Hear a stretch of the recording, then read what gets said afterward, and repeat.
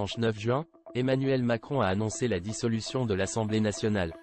Une nouvelle qui n'a pas manqué de faire réagir Valérie Trierweiler, invitée sur les ondes de RTL. Une décision qui la révolte.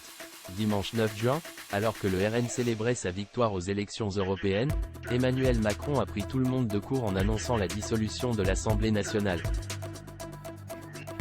J'ai décidé de vous redonner le choix de notre avenir parlementaire par le vote. Je signerai dans quelques instants le décret de convocation des élections législatives qui se tiendront le 30 juin pour le premier tour et le 7 juillet pour le second. Invitée sur les ondes de RTL pour débattre sur ce séisme politique, Valérie Trierweiler n'a pas mâché ses mots quant à la décision du président de la République. C'est quand même assez stupéfiant, moi je n'en reviens pas qu'il prenne ce risque. Le Rassemblement national est à plus de 30%, pourquoi est-il à ce niveau-là ? Parce que les Français n'en peuvent plus du macronisme, s'est-elle ainsi désolée auprès de nos confrères. Pour l'ancienne journaliste politique de Paris Match, la dissolution de la chambre basse du Parlement peut également être perçue comme l'aveu de l'échec d'Emmanuel Macron dans sa mission présidentielle. Une remise en question qu'avait aussi réalisé l'ancien compagnon de Valérie Trierweiler lors de son mandat, comme celle-ci l'a indiqué à RTL. Ça me fait penser un petit peu aussi à un mouvement d'humeur comme a eu Jospin en 2002 en disant « Puisque vous ne m'aimez plus, je m'en vais ».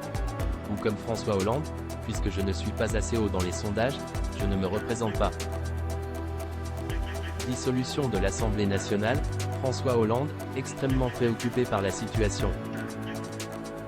Lundi 10 juin, quelques heures après avoir annoncé la dissolution de l'Assemblée nationale, Emmanuel Macron a mis le cap sur Tulle, en Corrèze, pour commémorer les martyrs du massacre du 9 juin 1944.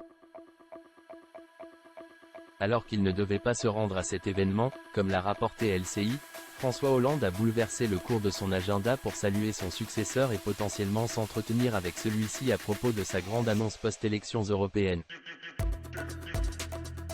Comme l'ont suggéré nos confrères.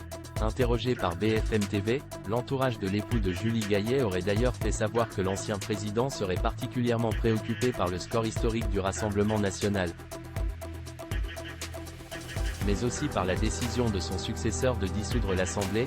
François Hollande est extrêmement préoccupé par la situation qui est grave, tout comme la décision prise par Emmanuel Macron.